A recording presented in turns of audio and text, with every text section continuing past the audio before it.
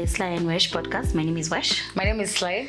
This is a podcast that focuses on self-awareness through introspection and reflection, and we want to create a community where we improve our internal lives and our external lives and how we interact with each other. Yeah, and how we interact with the world also. Yeah. Like how you show up at work, how you show up at school. We want you to get to a point, not you, us, all of us. All of us. I feel like even us as well. Sisi walimu na wanafunzi. At the same time. Yeah, at the same time. So it's just we figure that self-introspection is the core of who you are. It's the core of how you handle your relationships and how you handle your job and how you handle school and all those things. So most of the conversations, which will be mostly like societal, like social issues that really affect us on an individual level, and also they affect how we interact with the people who matter to us, and also with the things that matter to us. So our money, relationships, work, school, everything. So it starts from you, and that's the only thing you can't control. Right, is you. And how you react and how you, everything else is in the air. Yeah, and I feel like kwanza sahi ni era ya nini sana, self-care and therapy and whatever, it's becoming very much a conversation. Yeah. But personally, I really think you start from within. If you don't start from inside, I don't know if you saw a tweet of mine in post recently. There's a certain level you can't make it past if you're not spiritually aligned. If you're not like aligned in your core, there's certain levels you can never reach in your relationships, at work, you're right, in the society and all that. Utakuwa tu mse waku, autopilot. Yeah, I think that being able to be empathetic towards people requires you to have the same for yourself. Absolutely. So that you can't give people what you don't have. Yeah, and it's and actually niko na watch TikTok kengine ka, those old guka psychologists who are like, people really invest in what they do, but they don't invest in themselves. And when you invest in yourself and your internal life and your interpersonal relationship, it's a ripple effect, like to throughout every aspect of your life. And then it's inspiring even to the people around you. They want to be like you. They want to have friends who are deep like you, or like who are connected to you like you. Yeah. So that is the podcast. In summary, bringing in your house. All 7 million episodes. And on this episode, this is episode 6. Like we are the consistent beings. Episode 5. I know, I'm so happy. I'm actually, for me, it's like a personal goal, achievement. Tick. Like we've stuck to it. And on episode 6, we want to delve deeper into the friendship conversation by talking about actually something light. It's light, heavy. Ish, is it ever? Yeah. Is it ever? But today we'll discuss red flags and green flags. Not only the red flags that you yourself have but also actually the ones that you see in people, even your like we'll talk about our red flags, the things you look out for that you're like, nah, that can't be my friend. And the green flags also, like, you know what, this can that's a great something there. And then also we see if we have some of those toxicities. We are here insisting for people to be better and you're the worst. So I think that will be interesting. What do you think? I'm excited. Let's do it. Transition. Na red flag yako moja. Your friend. Yangu personally. By the way, we are in our 30s, so I feel like building friendships right now is way more complex. It's harder when you're older. Yeah, it's definitely harder, and it should be more intentional. Yeah, definitely. And you see so much more. Me personally, red flag is how someone talks to me when they're angry. Okay. So first of all, do you use anything I've ever said to you in private that, are you fighting me on wewe kwenda ukwata na babako alikufa or something like that? Kuna watu wenda submarine when you're fighting. Oh yeah. So like I need you to be more careful with your words even when you're fighting and you're angry, and I understand. Because I feel like I won't go that direction, and I need it to be at least respectful, and to be tomorrow we can come back to the conversation and be like, oh, so what were we arguing about? Maybe I did something to you and you feel like is that a red flag within the friendship ama with people? Because I feel like that one hata unaweza ona with how they treat their friends before you become friends. So now that one, if I see it, I'm like, nah, when me and we can't be friends, because there will come a day that I will anger you. it's inevitable. Yeah. But I need you to always remember that I love you and I care about you, and I'm not here to be your op. Yeah. But okay, yeah, I'm only speaking for myself. Najua pia sometimes people are in your life to actively be your op, to trigger you, yeah. And to like me nimekam tu kwa best yako because yeah. naonanga Sly. Yeah. Or The thing we're talking about. Yeah, the thing we're talking about, why people even become your friend. Exactly. Yeah, the people, because me, in that regard of your red flag, for me it's just how you talk to about your friends to me. So now, that's a good one. Juu sasa unaona social media, see, you'll meet somebody who mnajuana online, but hujui yuko aje na mabeste zake. Because you see a red flag, it's like before you become friends. This is before. You're just watching them. So you watch every aspect. Yeah. Before you start tunaenda out to BND 1, 2, 3 times. How are you behaving? Yeah. So now iyo ni ile, have you met people who immediately like unaonanga ni bestie wa so and so online nini wanaongeanga, then when you meet, by the way unajua venye udem, by the way yuko na, isn't that your friend? Why are you talking about your friend like me? that? Because I've had such a friend and I sank very deep into the friendship actually. Ilikuwa red flag from the beginning, but it got to a point like it was just like she must be talking hella shit about me. Yeah. She must 1 + 1. Yeah, because it's like even their most private friends ananiambia vitu zao niko tu zile za what? Hiyo ni red flag. Hiyo ni red flag, like someone who's the reddest of flags, like, and it happens a lot with those online friends, like they want to impress you. Yeah. Ama they want you to have the same enemies. Ama to have the I'm same... even trying to create a bond by telling you things about other people, not even about themselves, about other people, Never so that you can feel some sort of kinship or closeness with them. True.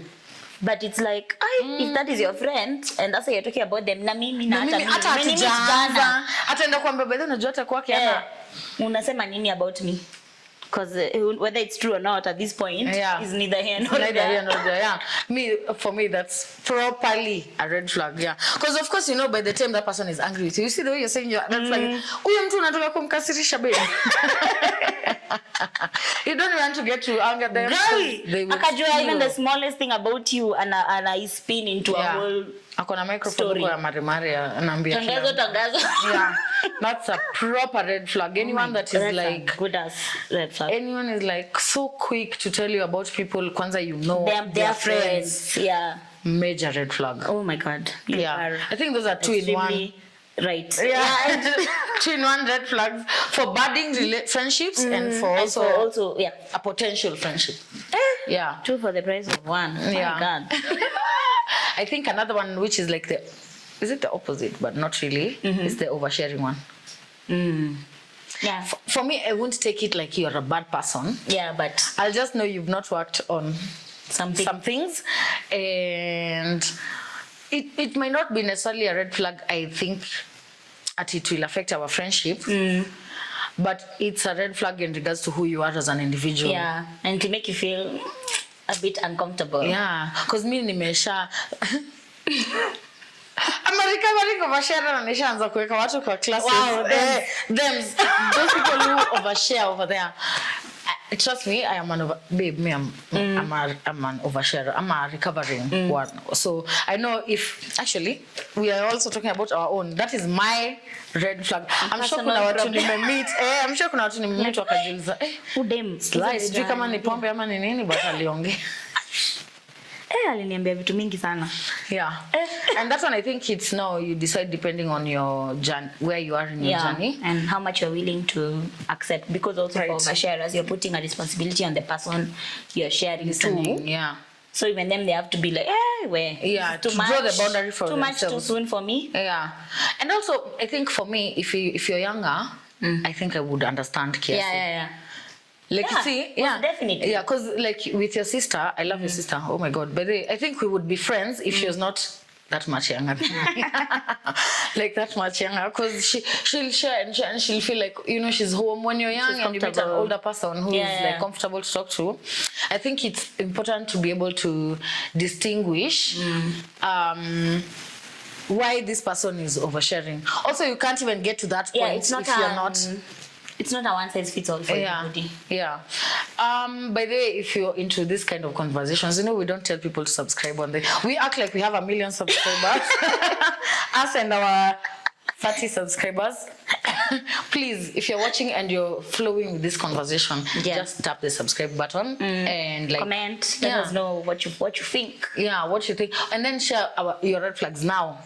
As you're listening. I know. I want to see if your red flags are ours. Or like if we are red flags. Or like, because people have different careers, approaches to friendships. And conflicted to the whole overview of friendship. Because there are people who also don't like people who are online at all.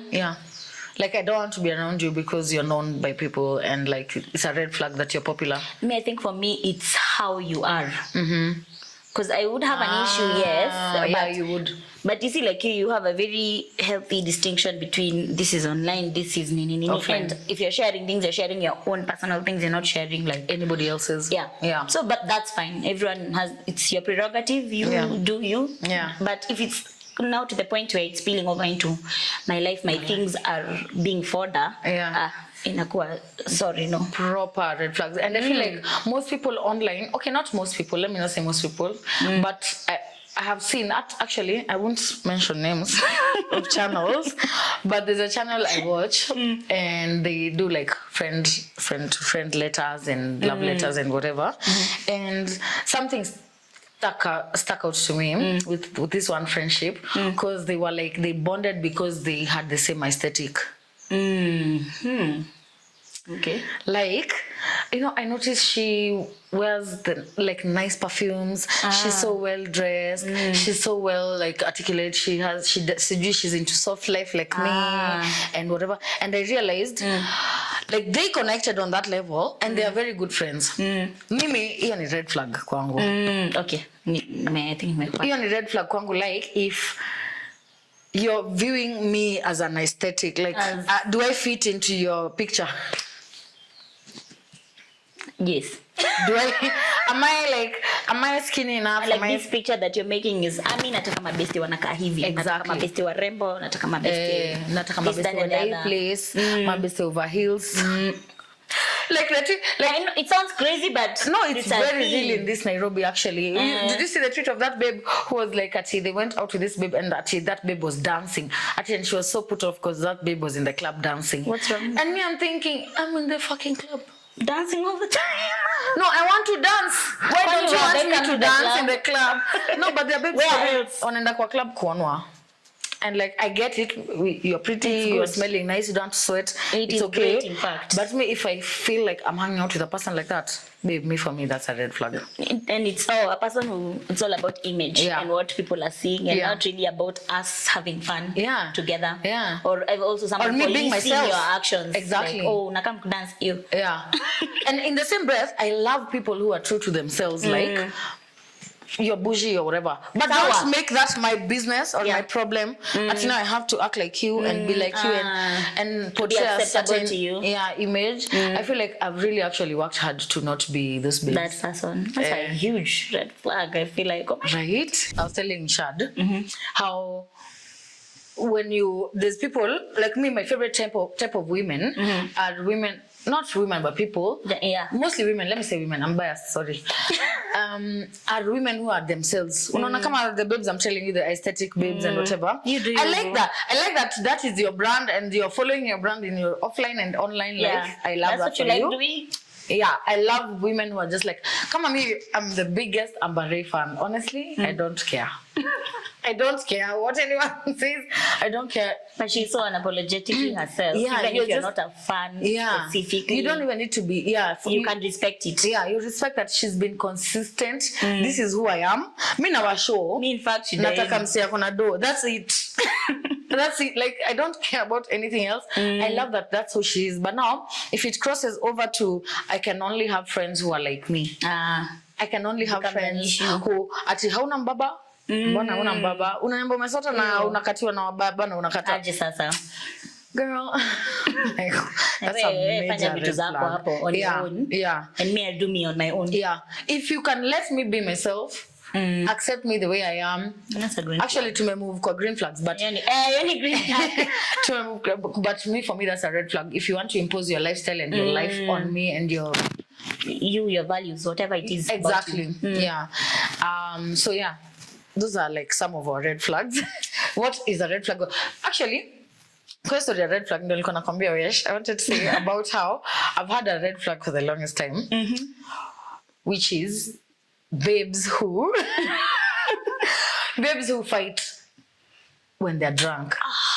Babes who mkienda bar I said to God I'll cut you off immediately. Yeah, ati mmeenda club kukanyaga, mko dunda umekanyagwa, then you're like, what? You want to fight? Ushaanza vita. Ushaanza umetoa viatu unataka kufight. Honestly, we are done immediately. Because if you're fighting other babes. Yeah, and then maybe ni upuzia ile tu, like you're genuinely looking for a fight. You know, I've actually been around this. It's not like I'm speaking from sijui where. There's babes who are actively. I'm nimetoka. Yeah. When I woke That's up how today, you're healing your trauma. I chose violence. Your traumas.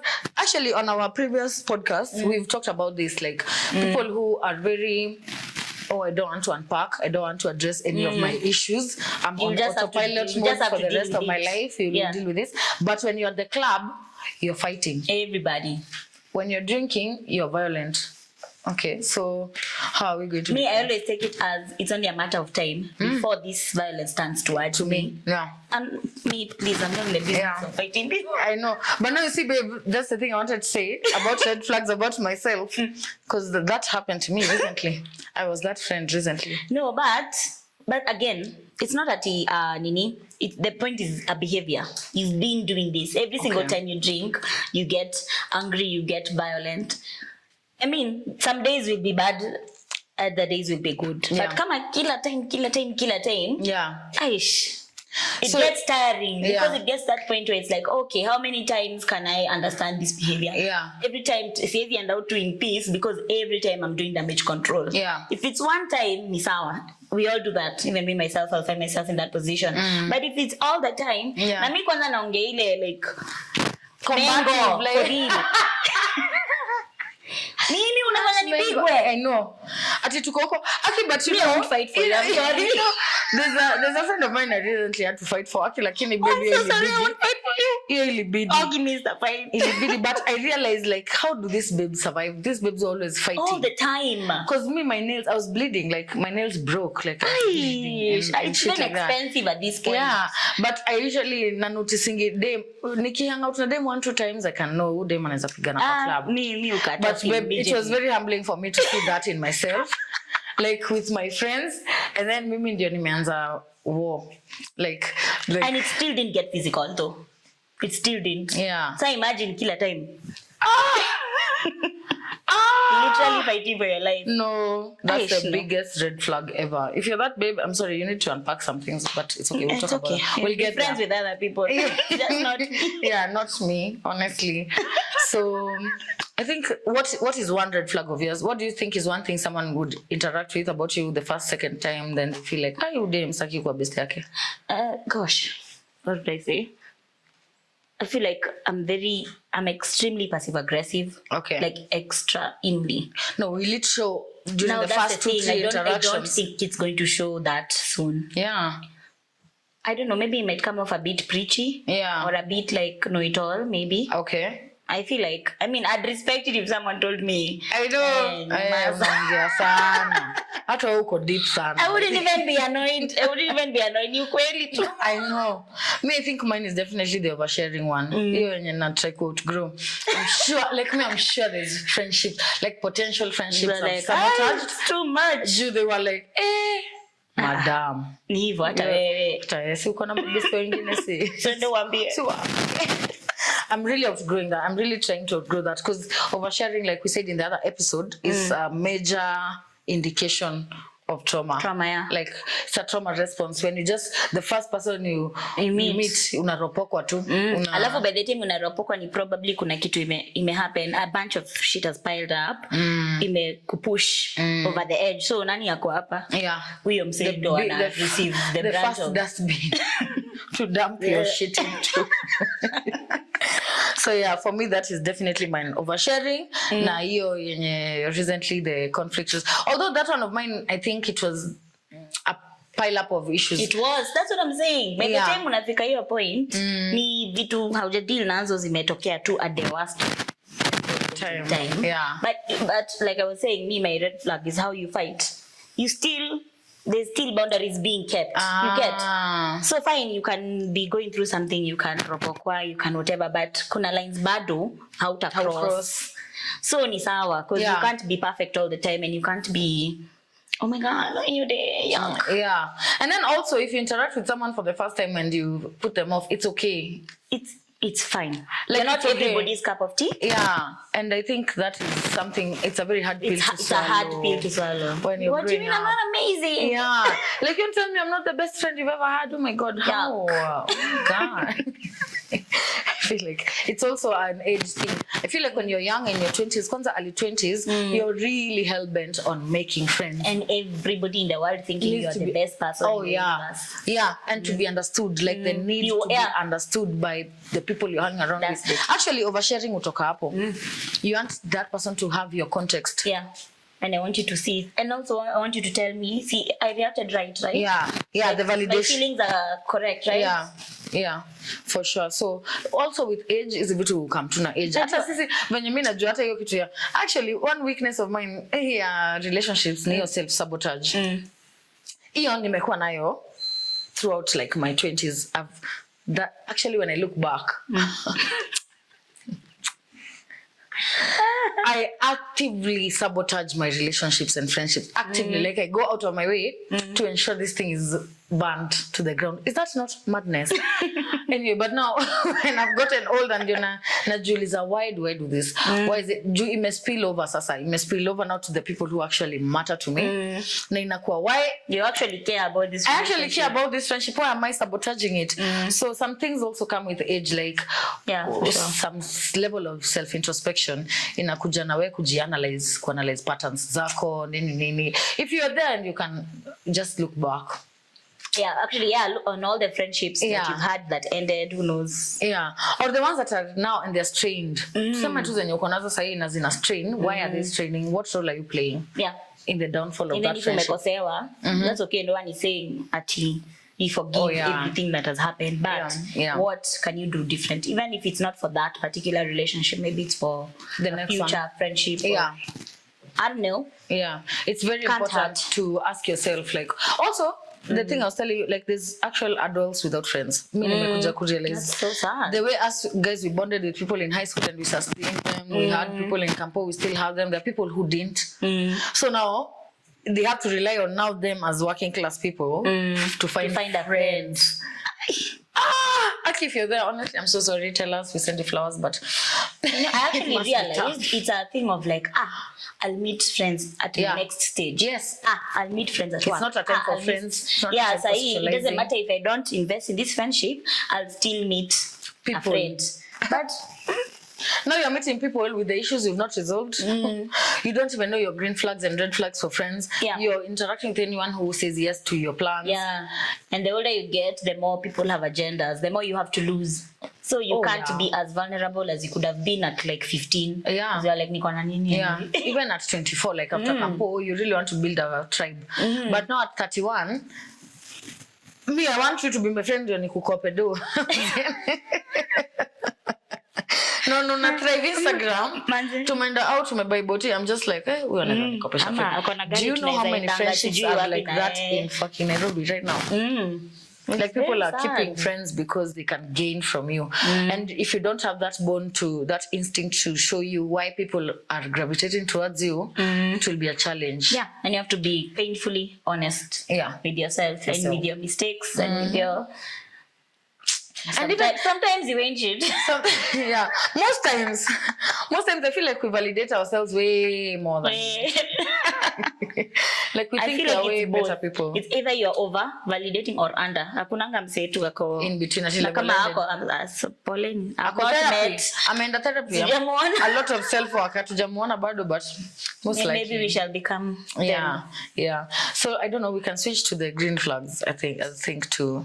We even dressed too much. Oh my God. Green flag. I think we should just touch on green flags. And in case you're there and you're wondering, so who is a good friend? Yeah. You know, like, so how do I know that someone is a good friend? Yeah. You have one in mind? Mine personally is like if I'm sharing, how I feel like I'm very, very sensitive with how my information is being received. Like Nico hivi. Nico ready to pull out immediately. You're just waiting for one body language. Yeah. For mistake. Oh, wow. Which is not even fair. Yeah, it's not. But I feel like if I finish the thing, whatever I'm sharing, and I feel like I feel hard, and I'm like, those people are forever 100% in my book. Yeah. Someone who you'll talk to anakusikiza. Ananisikiza, You as you. Me as me. Not her with her own ideas and misconceptions. Anasikiza chenye nasema, respond to what I'm saying, not responding to respond. Yeah. I feel like it really sticks out to me. Yeah. It's actually mad. It's big. No, you shouldn't unpack that. No, not that you shouldn't, but it's an indication that someone can get out of themselves and into your world. Yeah. Because you see, as an empath, you're an empath, we're empaths. So it's very easy to tell when someone is not relating to what you're saying. Not necessarily even relating, listening. But then, do you know how many times we've interacted with people, then we agreed. And then they think they're listening because they're looking at you. Yeah, but it's like, no, clearly you're waiting for your turn to respond. Yeah. It's very obvious. Yeah.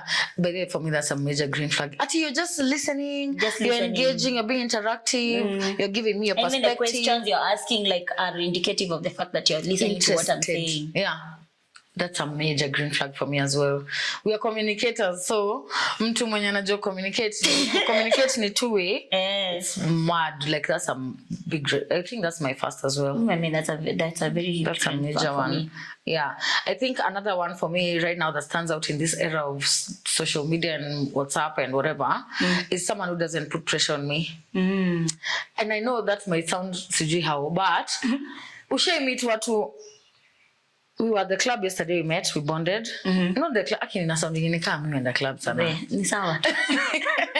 No, but we've met, we've liked each other, we've hung out, we've exchanged numbers.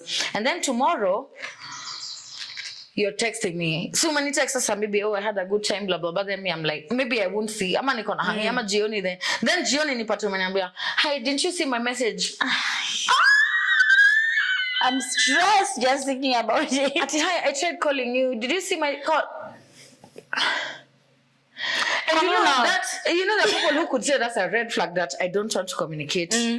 But kuna watu kupe pressure for real, like me by the only personal experience. I'd receive it as pressure as well. Like we just met, you need to see it unipe tu business. Mtu mwenye ananipe time ya kuacha relationship it grow. Not someone who is so keen to. Actually, for me it gives you desperate, and actually that's how I can tell that you don't have friends, because you've been waiting for that one person who will show you that they want to be your friend. And then now you're bombarding me. That's in fact 7 million. Do you know that's the red flag I got from Nani? Miss, we won't mention her name, we might be sued. That miss. That babe nakwambia alini message. Mtu tu, the first time you've had a chat ish on WhatsApp that was off the vendor regime that I knew her as. Then sijajibu text. Napata ameni DM. Ati hi, did you see my message on WhatsApp? Ati hi, I checked you in the morning. Platform. But then do me, I'll freak out. Like I freak out. In fact, I'm just like, it's too much. It's actually too much. No, this is just too much. You're just waiting for the first person who will be friendly to you and call them their best friend and ropokoa and now put me in situations like she did. Yeah. So for me, a green flag is someone who lets the friendship bad.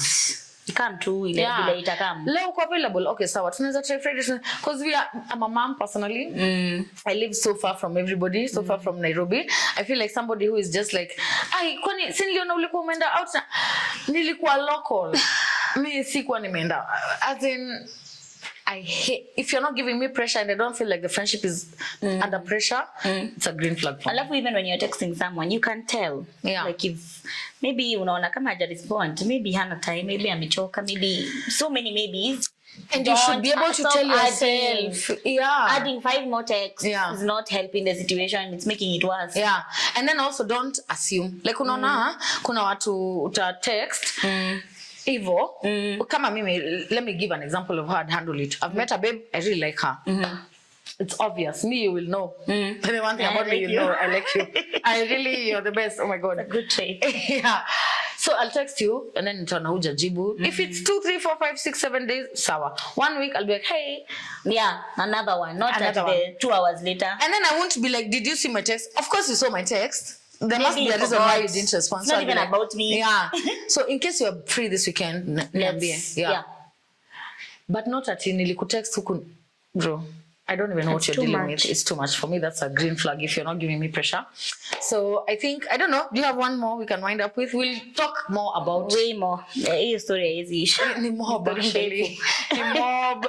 But green flag, I think there have several to look out for. What was another one? Oh, yours. I wanted to say what was your green flag for me, but I think we mentioned last episode. Hata sahi nimesema tu sahi. The listening. Like you're actually hearing the listening to you're not blah, blah, blah, blah. Yeah. But even someone who can, I feel validated if you can share with me, and I take it very seriously. I don't take it as I'm odd. Yeah. You're opening up. I take it very like an honor. Seriously. I take it like an honor. I don't take it like like it's just I think a green flag for me also in that is when I'm oversharing and I don't feel like I'm oversharing. You made me feel like that. Genuinely, like me, I think I told you my whole life history. That day you came to see me after I had my baby. I told you and everything, and I was just feeling like talking.